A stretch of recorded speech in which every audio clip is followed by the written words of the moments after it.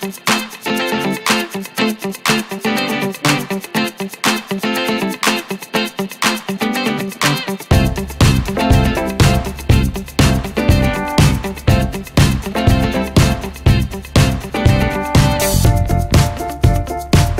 so now we're playing hide and go seek here. Where are you? Where are you? I hear you. There you are. Where are you? I hear you. Where are you? Where are you? Where's Julianna? What's with all the crying? Oh no. She's very patient while she waits. She's being very patient while she waits. Good job.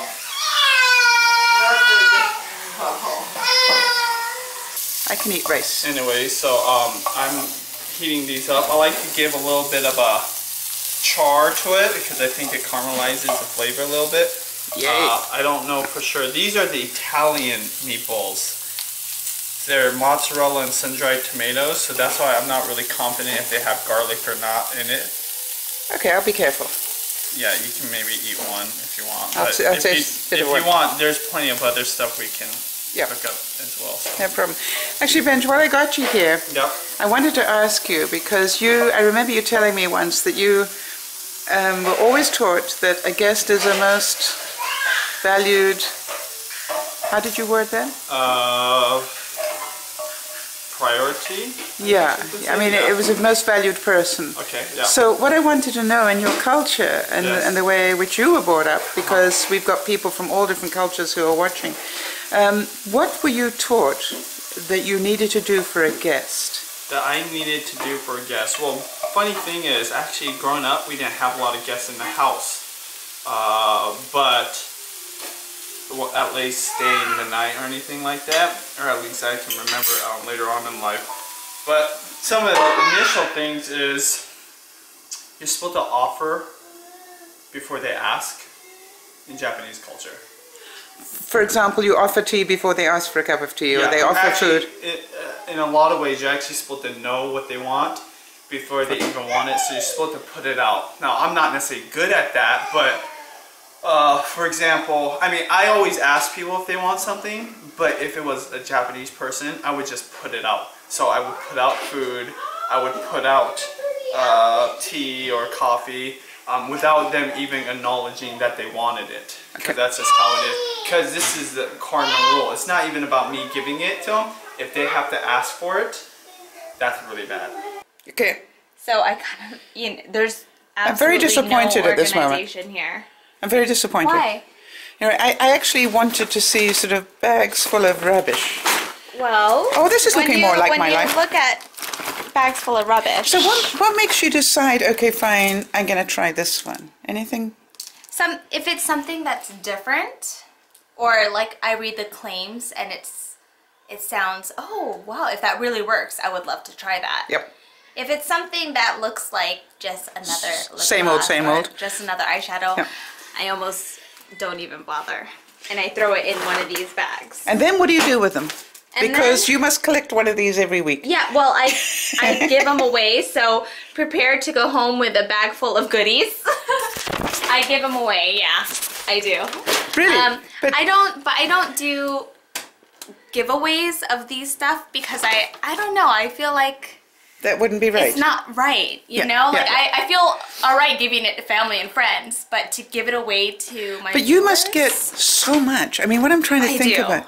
Yeah. So do you have a sort of local charity that you give them to, or the women?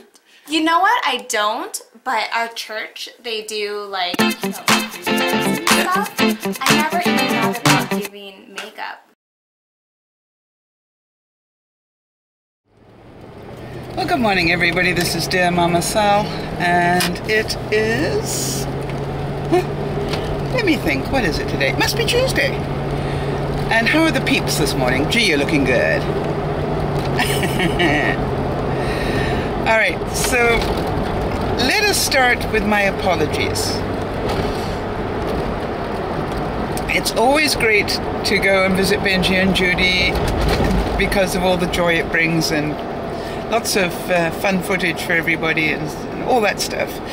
The difficulty is that when I get back, I find it more difficult to keep up with all the comments and the private emails and stuff like that. So I've been just about keeping up to date on those, except there are a couple that I haven't replied to. And if you haven't heard from me, the reason is because Google doesn't let me. I'm not sure if you're not a Google person or what it is, but it physically doesn't let me return an answer to you. And in both cases, I have tried to go to your link to see if that links me up somewhere where I can talk to you, and the answer is no. So I have no way of getting back to you. So those people who haven't had a reply, here's what I need you to do, if you would, and if you'd like me to reply. And thank you, or whatever. Oh, excuse me. I'd like you, if you would, to write to me at DearMamaSal@gmail.com. DearMamaSal@gmail.com. And then I can re-ask your question if you haven't had a reply. Good. The other thing I wanted to tell you is I really appreciate all the different questions and things that you've been sending in. And I just do want to remind you that I'm not a therapist or a psychologist or any of those things. And I will always give you the benefit of my experience, not that it is necessarily the right information. And in some cases I have responded to you and suggested that you get yourself some professional help. And that does not mean that I don't want to help. And that does not mean that you're going cuckoo or whatever. It means that you've got a serious situation going on and you deserve, that's the word you need to hear, you deserve some help with this. The reason I say that is because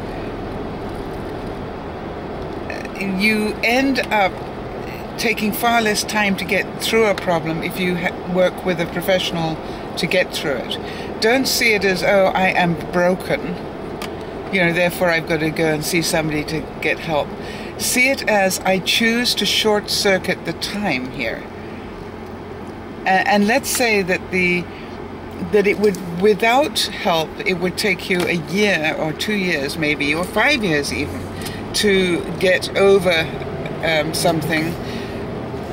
Sometimes just a little bit of help will help you through that in a much shorter space of time, and you move on with your life. You don't waste all those years of your life in anger or in sadness or in whatever it is. You actually learn how to get on with your life. Feel that pain, but get on with your life. And so just I wanted to make a point of that, because part of the subject this week, other than joy, is pain, and the pain of loss, of a broken heart. And as we discussed right at the beginning, and some people will start on this number and therefore won't know what we've been up to. We've been saying that, joy and pain are very similar in lots of ways, because they are about things you love. You do not get joy from things you don't love to watch or see or feel. I've always said about love that love is the way I feel. When I love you, I love the way I feel when I'm near you. I totally loved the way I felt when Julianna put up her hand so that I could take it and walk her to the door. I mean, how can you not love that feeling? So did I love her absolutely unconditionally in that moment? Oh yeah, no doubt about it. The fact that she then, didn't even look at me for a couple of hours. I didn't care. Really. Get on with your life. You gave me my moment. I can hold on to that moment. And then, she'd interact with me on something else, and then I go, okay, that'll keep me going for quite a long time. So Today's topic, though, is in that series of loss. We talked about denial, we've talked about anger. And the third sort of major place you go to when your heart is breaking or when you're in a state of loss is sadness. And sadness is perfectly normal. It's how you deal with it that is important, okay? So in other words, if you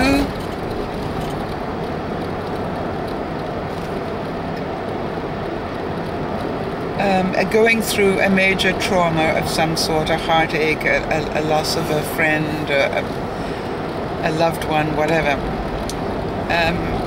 if you are crying almost non-stop during the day, then that is not good for you or those around you. However, crying is a good thing because crying releases emotion. And let's try and think about this in a picture, because I believe that we understand pictures better than we understand the words. So if you can imagine that you're a balloon and you're filled with air, does it make sense to you that you've got to release that air at some point? Because if you keep just filling it up with more and more emotional air, let's put it that way, eventually it's going to burst. And so the trick with emotion is to feel it and release it. Feel it and release it. And so sadness is an emotion. So it's okay to feel sad. It's okay to have a cry. And what I would suggest is, depending on your situation, is how much you cry. Obviously, very close to a loss or a heartbreak, you're likely to be pretty out of control and you're probably going to be crying quite a bit. But if a month later you're still doing that, then you probably are holding on to the loss too closely. When I say too closely, it's time to start looking at, okay, fine, either I start getting the discipline back, or else I need somebody to help me do that. Because you see, getting over a loss is, in a way, a discipline. The way that I look at it is this. If you have the discipline to be able to, for example, go to the washroom and have a little cry, so you're not affecting everybody around you, and then can pull yourself back together again and you know, get on with your life. And maybe when you start feeling overwhelmed again, you go for a walk and maybe have a little cry. Or a big one. I can remember once feeling great sadness over a love affair. And it didn't work out. And it was heartbreaking. I had spent 2 years of my life invested in this relationship and thinking that I was going to get married and live happily ever after. And I had no reason to believe that wasn't going to be so. Absolutely no reason at all. And the next thing I knew, it was over, without any warning or any closure or any reason given to me. And I can assure you, I went into denial. And I asked the question that time and time again that's bound to drive you insane, which is, why did he do this? Now, there's a question you don't ever want to ask yourself. Why was this person taken away? Why did my dog get sick? Why did, you know, it doesn't matter why. It just is. It just is what it is. And when you can get to that place of it is what it is, then you've given yourself permission to cry. Because a lot of all the other emotions, you know, hinge around your ability to be able to grieve. Now, I'm not talking a monumental pity party here for those of you who are into that. You know, where you're going to send pictures of yourself and how miserable you are, or, you know what I mean? It's amazing what some people will do. So it's not about that. It's about, hey, it's okay to grieve. It's okay to be sad. It's okay to cry. Because what you're doing is you're releasing negative emotion. And I say negative emotion because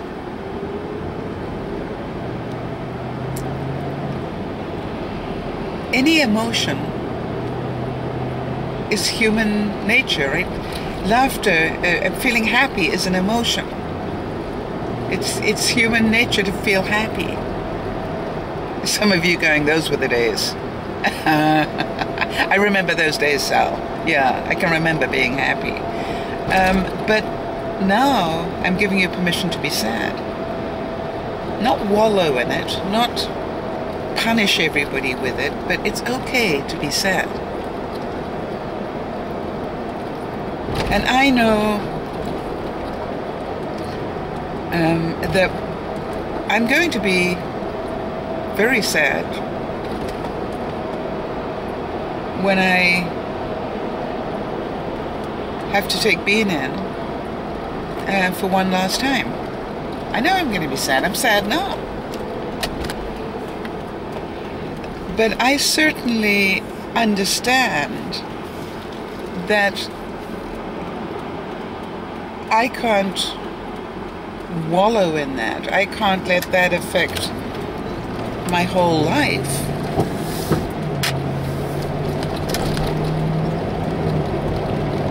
You know, I might need a day off work, you know, a holiday, vacation day, just to grieve and cry my heart out.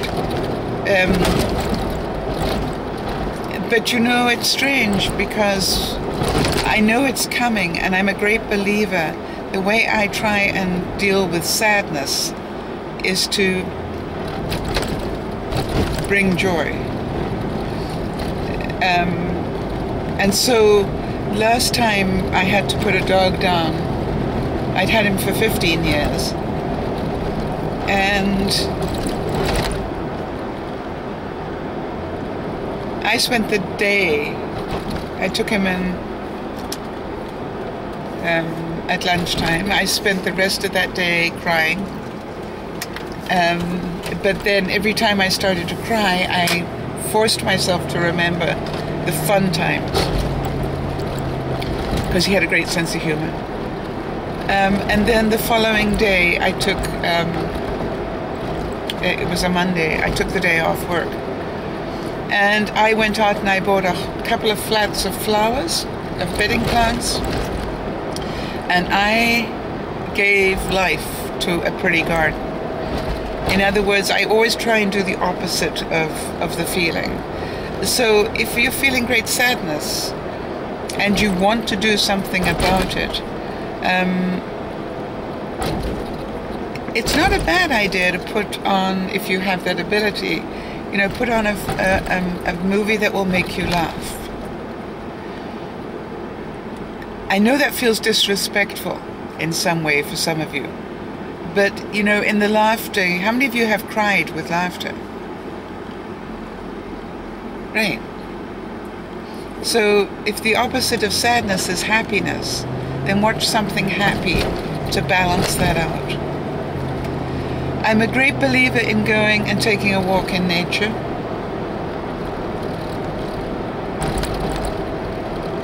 If you've got a beach that you can walk along and quietly cry, by the time you've done a good walk and cried, you'll feel a lot relieved. That's what you're looking for, the release of that tension, of that emotion before the balloon bursts. Okay? So, I just am amazed at the people that have written to me about their pain at the moment, because we're doing this particular series on joy and pain. And people have asked me, how can you deal with that every day? You know, people telling you about their pain, or, you know, that what's happening to their pets, or whatever it is. And how can you not let that affect you?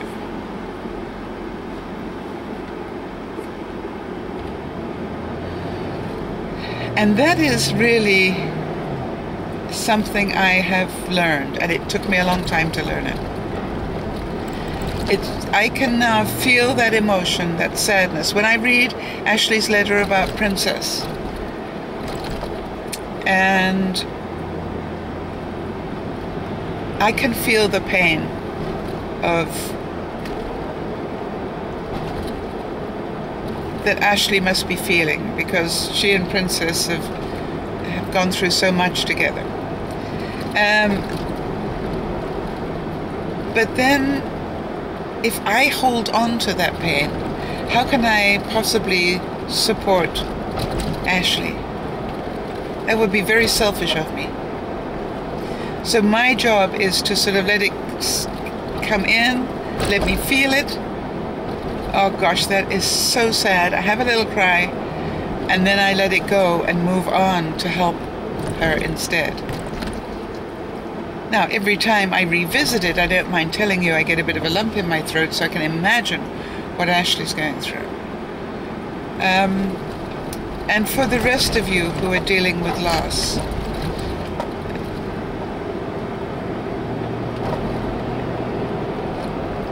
you know, did you read the comment yesterday from one of our regular viewers talking about, you know, within, I think it was a 24-hour period or something, she lost 2 people and a pet within 24 hours, something like that. You imagine what that does to your psyche.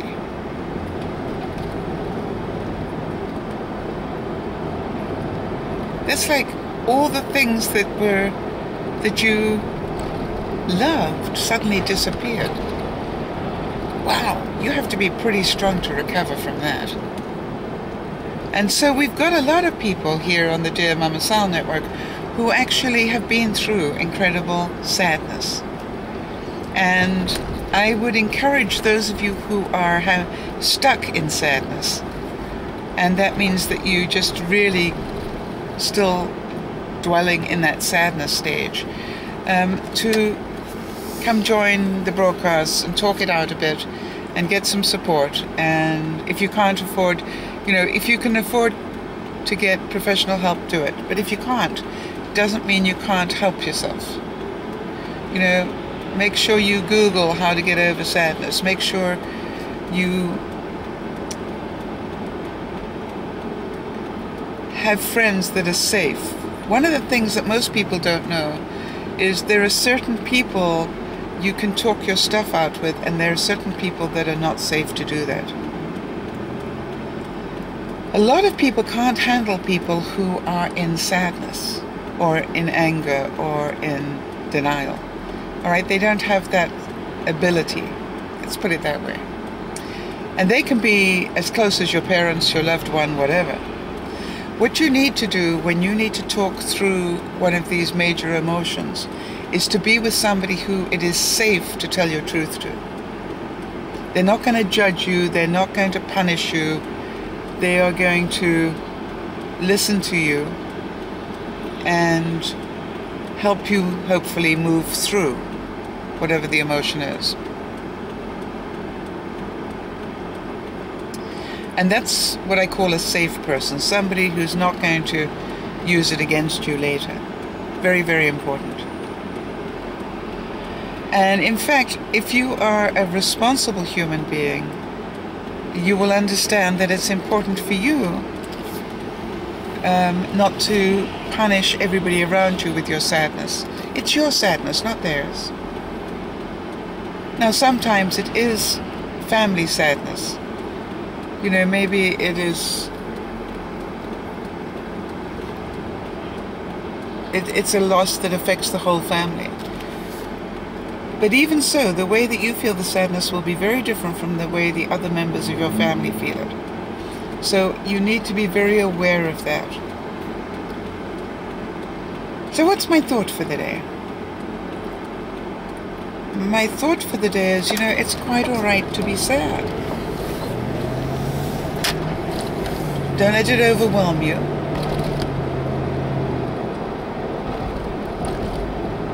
And work hard at learning how to cope with it and overcome it. Don't sit around moping. Give yourself time in the day to cry.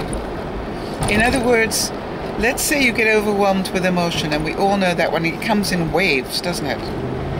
Then you say, okay, fine, I'm allowed to sit here and feel sorry for myself, or whatever it is the emotion is that you're feeling, or, and be sad for 15 minutes.